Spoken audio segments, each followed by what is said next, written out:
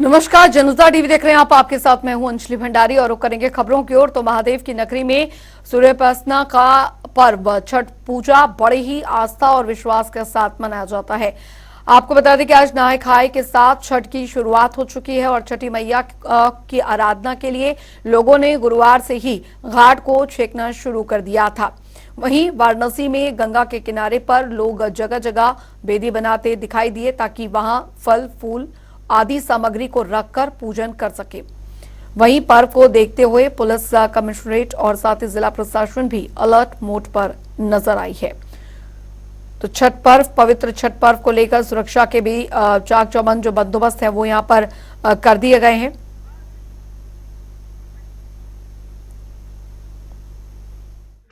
वाराणसी में छठ के पर्व को लेकर तैयारियां शुरू हो गई हैं। वहीं सूबे के मुखिया मुख्यमंत्री योगी आदित्यनाथ ने पुलिस प्रशासन को देव दीपावली और छठ पर्व को संपन्न सकुशल कराने का निर्देश भी दिया है। इसी क्रम में वाराणसी पुलिस कमिश्नरेट लगातार घाटों का निरीक्षण कर रही है और घाटों की व्यवस्थाएं देख रही है, किस तरीके से डिप्लॉयमेंट किया जाए। पब्लिक और व्रती जो है, छठ की व्रती हैं, जो छठ पहले क्रम में देव दीपावली के छठ आ रहा है, उसको लेके किस तरीके की तैयारियां की जाए, किस तरीके का ब्रैकेट किया जाए और महिलाओं की क्या लाइन होगी और घाटों की किस तरीके की व्यवस्था की जाएगी। हमारे साथ प्रभारी निरीक्षक चौबेपुर राजीव कुमार सिंह हैं। हम इनसे जानते हैं कि क्या तैयारियां हैं और किस तरीके का निर्देश हुआ है।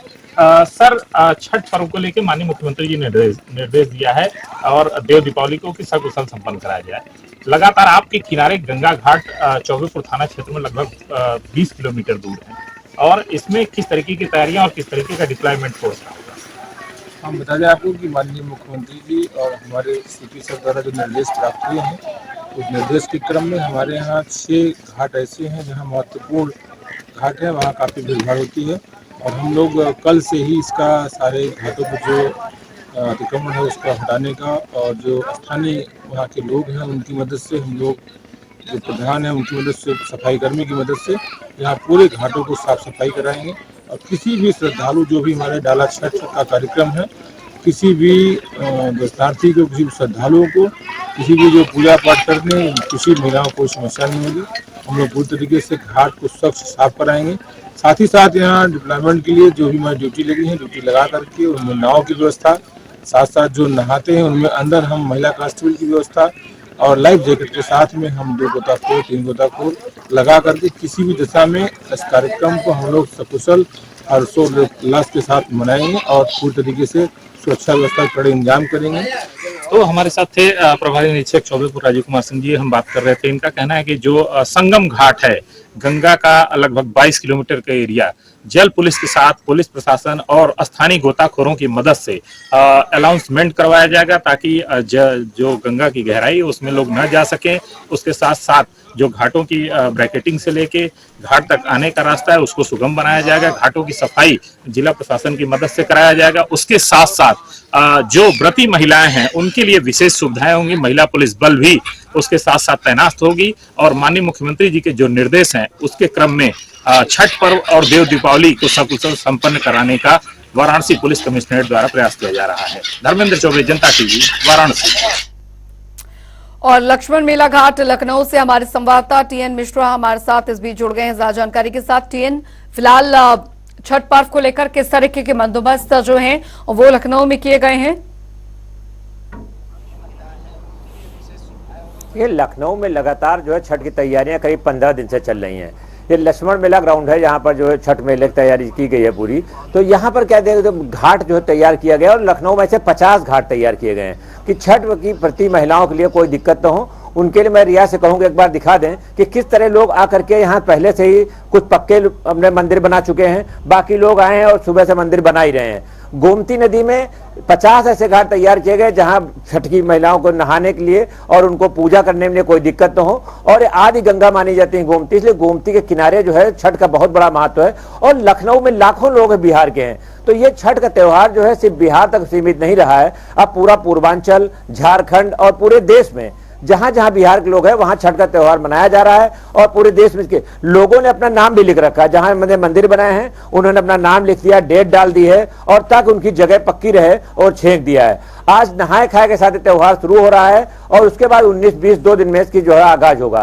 तो आगाज शुरू हो गया छठ पर्व का और इसके साथ जो है लोगों ने तैयारी पूरी कर दी है। प्रशासन ने, नगर निगम और जिला प्रशासन लखनऊ में लगातार इसके लिए लगा हुआ, खुद नगर आयुक्त और मेयर मौके दौरा कर चुकी, डीएम भी मौके पर आ चुके हैं और उन्होंने सारे लोगों को निर्देश भी दिए हैं कि किसी तरह की कोई असुविधा न हो और ज्यादा से ज्यादा जो है सफाई रहे। सफाई के लिए लगातार टीमें तैनात की गई हैं और नगर निगम की टीमें सब लगातार घाटों पर लगाई गई हैं। सबसे बड़ी बात है कि जो बिहार के लोग हैं उनको सुरक्षा और सुविधा देने के लिए शासन लगातार, प्रशासन जो है खुद जो है सुरक्षा के पक्के प्रबंध किए गए हैं। कोई घाट ऐसा नहीं जो सुरक्षित हो। यहाँ पर वही लोग आ पा रहे हैं जो छठ की पूजा करेंगे या व्यवस्था में लगे हैं, बाकी बाहरी लोग आने का प्रवेश प्रतिबंधित किया गया है। जी बिल्कुल टीएन मिश्रा, हालांकि इस दौरान काफी ज्यादा चुनौती यहाँ पर ये रहती है कि जो भीड़भाड़ होती है इस दौरान और छठ के इस महापर्व में, तो उसे किस तरीके से नियंत्रित यहाँ पर किया जाए ताकि आस्था का ये पर्व जो है वो किसी भी तरीके से कोई दिक्कत से भरा ना हो। हाँ देखिए, इसके लिए क्या है, पहले बैरिकेटिंग का काम शुरू किया गया। रियाज जी बात दिखा दें, बैरिकेटिंग के लिए बल्लियां आ चुकी हैं, तो जो स्थल है उसको बैरिकेड कर दिया जाएगा।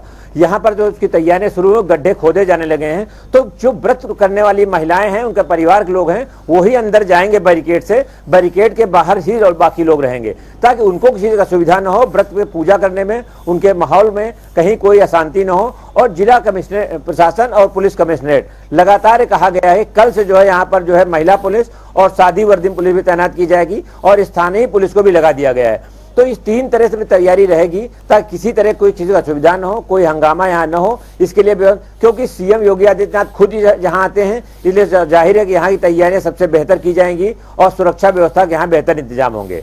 जी टीएन मिश्रा, फिलहाल कितना उत्साह जो है वो यहाँ पर देखने को मिल रहा है और खासकर ये पर्व जो होता है बहुत ही खास होता है, बहुत ही महत्वपूर्ण ये पर्व छठ का माना जाता है।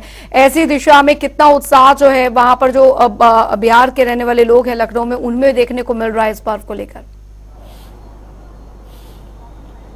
हाँ, उत्साह तो इससे अंदाजा लगाया सकता है कि लोग, मैं देख रहा हूँ अभी बच्चे आए हैं और मंदिर सुबह से बना रहे, कितने पक्के मंदिर बन चुके हैं और लोग मंदिर बनाने का काम कर भी रहे हैं। तो ये भले पूजा परसों शुरू होगी लेकिन मंदिर सब लोग अपनी जगह रिजर्व कर रहे हैं। और देखिए, ये पर्व ऐसा है कि कहा जाता है कि माता सीता ने इसकी शुरुआत की थी, फिर महाभारत काल में द्रौपदी ने पूजा करी। बच्चों की खुशहाली के लिए भगवान सूर्य से लोग दुआएं करते हैं, उनसे मन्नत मांगते हैं। तो ये बहुत पवित्र पर्व है और इसको लेकर के बहुत लोगों में उत्साह रहता है। तो लोगों में घरों में तैयारियां 15 दिन पहले चल गई, मार्केट में बहुत भीड़ भाड़ रहती है। आजकल जैसे दिवाली का पर्व तो खत्म हुआ है, उसके बाद छठ की भीड़ शुरू हो गई, तो खरीदारी करने के लिए लोग दुकानों में उमड़े पड़े हुए हैं। तो इसलिए जहां देख रहे हैं कि सुहाग के श्रृंगार का सामान खरीदने के लिए दुकानों बहुत भीड़ है, तो मार्केट में भीड़ चल रही, साथ ही घाटों में तैयारियां बहुत तेजी से चल रही है। और ये पूरा है कि प्रशासन के पुख्ता प्रबंध है और किसी तरह कोई वो नहीं है। लेकिन इतना जरूर है कि आदिकाल से चला रहा है त्योहार को, दिन प्रतिदिन इसकी भीड़ बढ़ती जा रही है और इसके संख्या अनुयायियों बढ़ती जा रही है। अब ये भी नहीं, आज लखनऊ में मुस्लिम महिलाओं को बयान है कि वो भी जो छठ का पर्व करेंगी।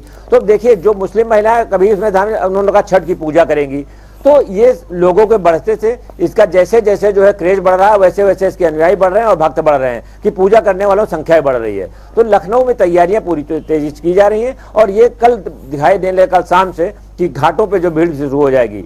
जी जी, चलिए, बहुत बहुत शुक्रिया टीएन मिश्रा इस तमाम जानकारी के लिए। रुक करेंगे अगली बड़ी खबर की और बड़ी जानकारी आ रही है वो आपको बता दें। लखनऊ से आ रही है बड़ी खबर, जहां पर नगर विकास मंत्री ने किया औचक निरीक्षण। जी हां, लखनऊ से बड़ी खबर, नगर विकास मंत्री ने औचक निरीक्षण किया है। ए.के. शर्मा ने 4 जोन का निरीक्षण किया है। ये बड़ी खबर, निरीक्षण यहां पर किया गया है। बता दें आपको, बढ़ती जो बीमारियां हैं, रोगों की रोकथाम के मद्देनजर कई क्षेत्रों का जायजा लिया है। मंत्री ने नगर आयुक्त को कई अहम निर्देश भी दिए हैं। सफाई, फॉगिंग, एंटी लार्वा छिड़काव की जानकारी उन्होंने ली है मौके पर जाकर। ये बड़ी खबर आपको यहां पर बता रहे हैं, लखनऊ से आ रही है। बढ़ती जो बीमारियां हैं उसको लेकर अब पूरी तरीके से प्रशासन भी अलर्ट है। सफाई, एंटी लार्वा छिड़काव की जानकारी ली है। नगर विकास मंत्री ने औचक निरीक्षण किया है। ये बड़ी खबर आपको बता रहे हैं। ए.के. शर्मा ने 4 जोन का निरीक्षण किया है। बढ़ती बीमारियों को लेकर जायजा जो है वो लिया गया है। लखनऊ से बड़ी खबर, नगर आयुक्त को कई अहम निर्देश दिए गए हैं।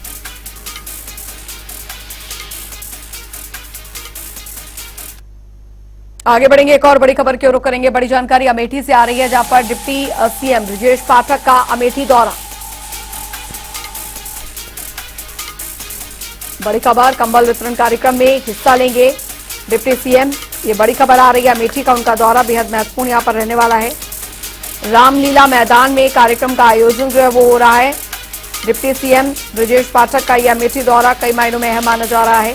कंबल वितरण कार्यक्रम में हिस्सा लेंगे डिप्टी सीएम। भूपेंद्र सिंह चौधरी भी शामिल होंगे इस बीच। तो रामलीला मैदान में कार्यक्रम का ये भव्य आयोजन होने जा रहा है। डिप्टी सीएम ब्रजेश पाठक का अमेठी दौरा काफी और कई मायनों में महत्वपूर्ण माना जा रहा है।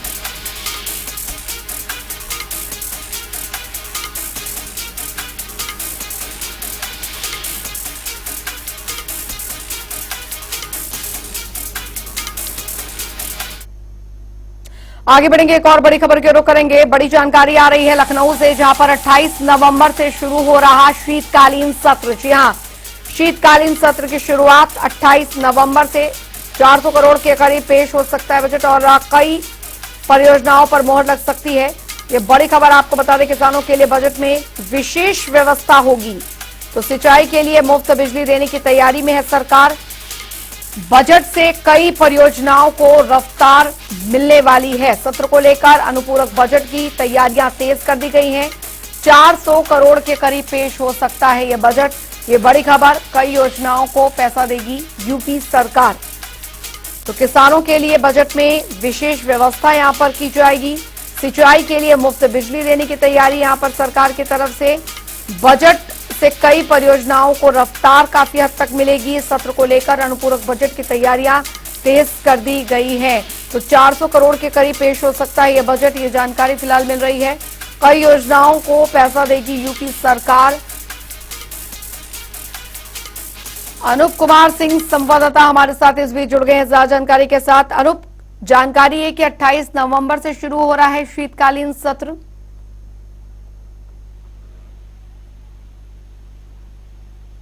अनूप, आपको मेरी आवाज मिल पा रही है अनूप? चलिए, लगता है संपर्क टूट गया, दोबारा कोशिश करेंगे संपर्क करने की। तो किसानों के लिए बजट में विशेष व्यवस्था की जाएगी। सिंचाई के लिए मुफ्त बिजली देने की व्यवस्था। बजट से कई परियोजनाओं को काफी हद तक रफ्तार यहां पर मिलती दिखेगी। तो बड़ी खबर, 400 करोड़ के करीब पेश हो सकता है यह बजट। ये बड़ी जानकारी आ रही है। कई योजनाओं को पैसा देगी यूपी सरकार। अनूप एक बार फिर हमारे साथ जुड़ गए हैं ज्यादा जानकारी के साथ। अनूप, 28 नवंबर से शुरू हो रहा है शीतकालीन सत्र। और देखिए, उत्तर प्रदेश में 28 नवंबर से शीतकालीन सत्र शुरू हो रहा है। इसमें अनुपूरक बजट सरकार पेश करेगी और अब तक का सबसे बड़ा बजट यानी 40,000 करोड़ का बजट यूपी सरकार इस बार अनुपूरक बजट में पेश कर सकती है, क्योंकि उत्तर प्रदेश में तमाम जो योजनाएं हैं, जो संकल्प पत्र में 2022 में भाजपा भारतीय जनता पार्टी ने वादे किए थे, वो चाहे किसानों की मुफ्त बिजली को लेकर के बात करें या गन्ना समर्थन, गन्ना मूल्य वृद्धि की बात करें, या फिर तमाम ऐसी और परियोजनाएं होंगी जो उत्तर प्रदेश सरकार इसी अनुपूरक बजट में समाहित करने वाली है। उत्तर प्रदेश सरकार की कोशिश ये है कि 2022 में जो संकल्प पत्र में जनता से वायदे किए थे, वो इस 2024 से पहले इन जो अनुपूरक बजट में समाहित कर और उसके बाद 2024 की जो चुनाव होगा तब जनता के पास जाएगी।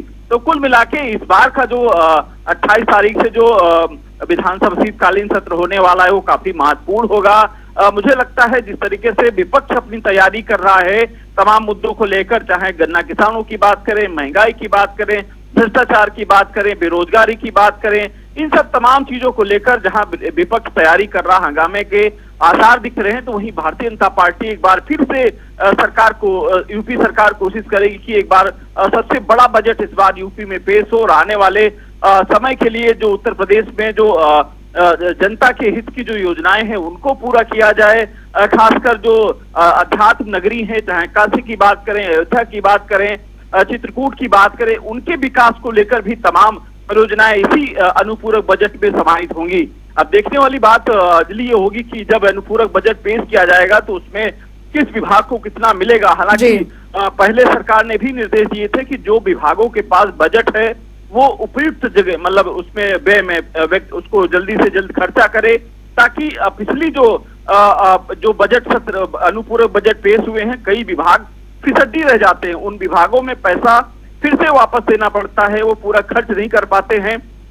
इस वजह से सरकार ने निर्देश भी दिए हैं कि इस बार जो बजट पिछले अनुपूरक बजट में जो सरकार ने दिए थे जिन विभागों को, वो उपयुक्त जगह पर यानी कहीं गलत फलत न खर्चा हो, जहां पर आवश्यकता लगे, जहां बिल्कुल बिल्कुल, यानी विशेष व्यवस्था यहां पर की जाएगी। बहुत बहुत शुक्रिया अनूप इस तमाम जानकारी के लिए।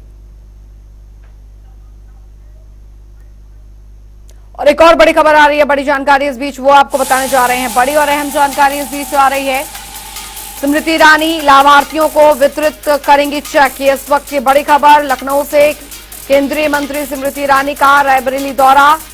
स्मृति ईरानी लाभार्थियों को वितरित करेंगे चेक। पीएम स्वनिधि योजना के अंतर्गत चेक वितरित करे जाएंगे। दोपहर 12 बजे अमेठी के लिए प्रस्थान करेंगी स्मृति ईरानी। ये बड़ी खबर आपको बता रहे हैं, बड़ी जानकारी आपको दे रहे हैं। तो स्मृति ईरानी लाभार्थियों को वितरित करेंगी चेक, ये बड़ी और अहम जानकारी। पीएम स्वनिधि योजना के अंतर्गत चेक वितरित की जाएगी। तो दोपहर 12 बजे अमेठी के लिए प्रस्थान करेंगी स्मृति ईरानी। स्मृति ईरानी लाभार्थियों को वितरित करेंगी चेक, ये बड़ी खबर आ रही है। पीएम स्वनिधि योजना के अंतर्गत चेक वितरित किए जाएंगे।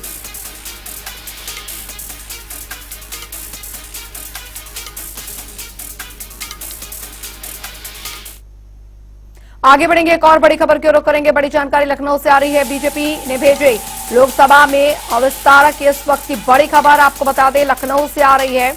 तो चुनाव को लेकर मांगी सभी की रिपोर्ट। लखनऊ से बड़ी खबर, बड़ी जानकारी। चुनाव को लेकर बीजेपी की तैयारियां तेज हो गई हैं, ये बड़ी खबर, बड़ी जानकारी आ रही है। तो 5 राज्यों के चुनाव के बाद यूपी पर फोकस है और विस्तारक देंगे सभी सीटों की रिपोर्ट। सभी सीटों की रिपोर्ट देंगे। दिसंबर तक संगठन को सौंपी जाएगी रिपोर्ट, ये इस वक्त की बड़ी खबर आपको बता रहे हैं। बीजेपी ने सभी लोकसभा में भेजे विस्तारक। अनूप संवाददाता हमारे साथ इस बीच जुड़ गए हैं ज्यादा जानकारी के साथ। अनूप, कुल मिलाकर इन विधानसभा चुनावों के बाद अब पूरा फोकस जो है वो यूपी में यहाँ पर रहने वाला है। इसके लिए तैयारियां जो है वो शुरू कर दी गई हैं। लोकसभा चुनाव भी नजदीक है। देखिए अंजलि, बिल्कुल सही कह रही है कि उत्तर प्रदेश में एक लोकसभा चुनाव को लेकर भारतीय जनता पार्टी लगातार तैयारी कर रही है। अभी 5 राज्यों में चुनाव के बाद पूरा फोकस उत्तर प्रदेश पर भारतीय जनता पार्टी का होगा, क्योंकि सबसे बड़ा राज्य है। इस उत्तर प्रदेश में लोकसभा में 80 सीटें हैं। बहुत कुछ निर्भर कर देता है सरकार बनने में उत्तर प्रदेश। अब यही वजह है कि लगातार भारतीय जनता पार्टी जमीनी हकीकत को परखने के लिए अपने विस्तारकों को जमीन पर उतारेगी। उत्तर प्रदेश में विधानसभा वार, लोकसभा वार जो एक रिपोर्ट विस्तारक अपनी बनाएंगे। कई बिंदुओं पर रिपोर्ट बनानी होगी, क्योंकि वर्तमान में जो विधायक है, सांसद है, उसकी लोकप्रियता क्या है, क्या वो दोबारा अगर प्रत्याशी बनाया जाए तो वहां से भारतीय जनता पार्टी के पाले में सीट आएगी, या फिर उस सीट पे कौन सी किस प्रत्याशी की वहां पर लोकप्रियता है। अगर किसी सामाजिक व्यक्ति की वो लोकप्रियता है तो उसको भारतीय जनता पार्टी में कैसे शामिल कराया जाए। दूसरी पार्टी की लोकप्रियता है तो उसको किस तरीके से वहां पर भारतीय जनता पार्टी की लोकप्रियता बने। वहां पर ये सब चीजों को लेकर जातिगत समीकरण वहां पर क्या कह रहे हैं, या फिर जो सांसद वर्तमान में है उनकी हालात क्यों खराब हुई, वहां पर उनकी लोकप्रियता क्यों खत्म हो रही है, इन सब चीजों को लेकर एक रिपोर्ट कार्ड भी बनेगा और पूरा रिपोर्ट कार्ड प्रदेश स्तर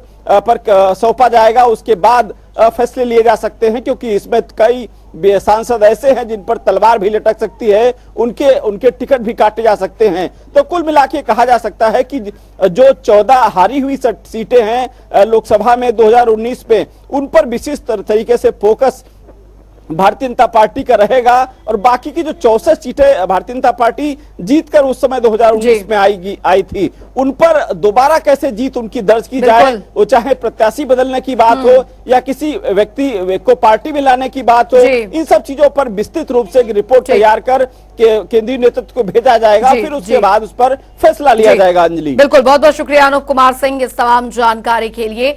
बढ़ेंगे आगे, एक और बड़ी खबर की ओर करेंगे। बड़ी जानकारी आ रही है लखनऊ से, जहां पर आईएएस रजनीश दुबे के खिलाफ फिर होगी जांच। ये बड़ी खबर लखनऊ से आ रही है। आईएएस रजनीश दुबे के खिलाफ फिर जांच होगी। दरअसल आईएएस पर महिला के साथ उत्पीड़न का आरोप लगा है। जांच के लिए प्रशासन ने नई समिति का गठन किया है।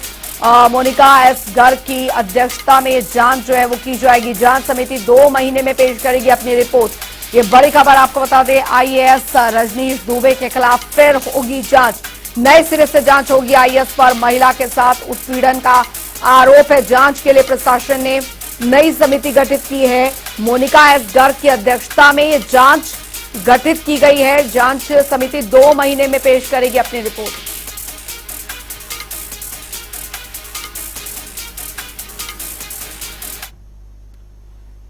आगे बढ़ेंगे, एक और बड़ी खबर की ओर रुख करेंगे। बड़ी जानकारी आ रही है लखनऊ से। छठ के बाद पुलिस महकमे में होगा बड़ा फेरबदल। पुलिस कमिश्नर समेत कई अफसरों का तबादला किया जाएगा। डीजीपी मुख्यालय के कई अफसरों को नई जिम्मेदारियां दी जाएगी। सीएम का आदेश मिलने के बाद तबादले की संभावना। बड़े अपराधों वाले जिलों के एसपी पर गिर सकती है गाज। ये बड़ी खबर आपको बता रहे हैं। आगे बढ़ेंगे, एक और बड़ी खबर की ओर रुख करेंगे। बड़ी जानकारी आ रही है वो आपको बता दें। बड़ी और अहम जानकारी इस बीच आ रही है लखनऊ से। बीएसपी सुप्रीमो मायावती का राजस्थान दौरा। जी हां, राजस्थान दौरा। राजस्थान के 2 जिलों का दौरा करेंगे मायावती। ऐसी बड़ी खबर, धौलपुर और भरतपुर जिले में करेंगी जनसभा। बड़ी खबर, बड़ी जानकारी इस बीच आ रही। चुनावी जनसभाओं को संबोधित करेंगी बीएसपी सुप्रीमो मायावती।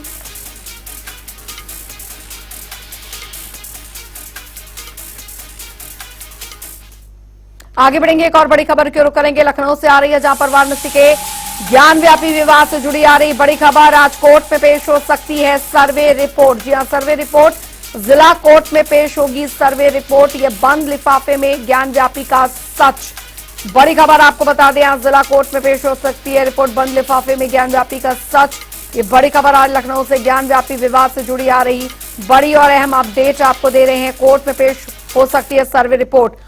और धर्मेंद्र चौबे संवाददाता वाराणसी से हमारे साथ जुड़ गए हैं ज्यादा जानकारी के साथ। धर्मेंद्र, ज्ञानव्यापी मामले को लेकर आज जो रिपोर्ट है वो कोर्ट में पेश हो सकती है।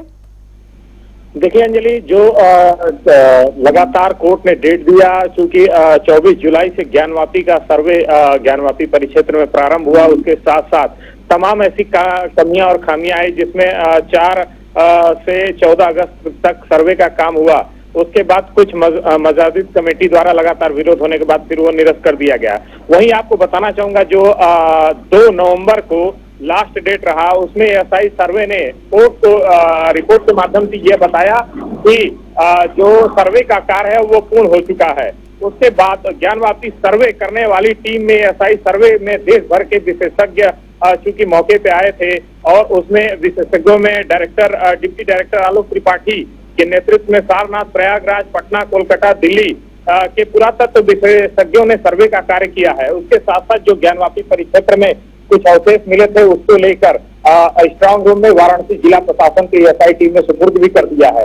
तो आज जो पूरे ज्ञानवापी परिक्षेत्र का लगभग जुलाई से नवंबर तक का सर्वे हुआ है, उसकी पूरी रिपोर्ट कई पेजों में तैयार कर ली गई है। और संभावनाएं हैं लगभग 2 बजे के बाद आज पुरातत्व एएसआई टीम के डिप्टी डायरेक्टर आलोक त्रिपाठी इस रिपोर्ट को न्यायालय में सबमिट करेंगे, जिला न्यायाधीश अजय कुमार विशेष की अदालत में।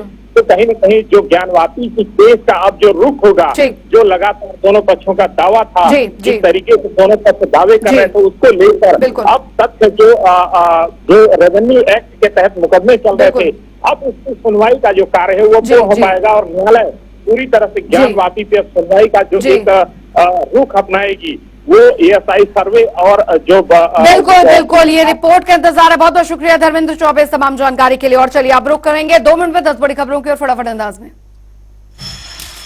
लखनऊ में सीएससी अब मोहनलालगंज में नहीं हो रहा अल्ट्रासाउंड। 4 महीनों से अल्ट्रासाउंड मशीन बंद पड़ी। सहारनपुर में लोगों ने सड़क पर दिया धरना। सड़क निर्माण को पूरा कराने को लेकर परिषद के नेतृत्व में किया प्रदर्शन। सिंदौली में आबलुआ पुलिस और साथी शातिर बदमाशों के बीच मुठभेड़ में शातिर बदमाश घायल। कुशीनगर में बच्चों के आपसी विवाद में खूनी संघर्ष, एक युवक की मौत। पुलिस को मिली बड़ी सफलता। जुआ खेल रहे 4 आरोपियों को किया गिरफ्तार। कानपुर में 2 अज्ञात युवक का मोटरसाइकिल में से युवती को अधमरा छोड़कर हुए फरार, लोगों ने अस्पताल में कराया भर्ती। फर्रुखाबाद में ट्रैक्टर की टक्कर से बाइक सवार किसान की हुई मौत, परिवार में मचा कोहराम। कानपुर में रेलवे ट्रैक पर मिला युवक का शव, इलाके में फैली सनसनी।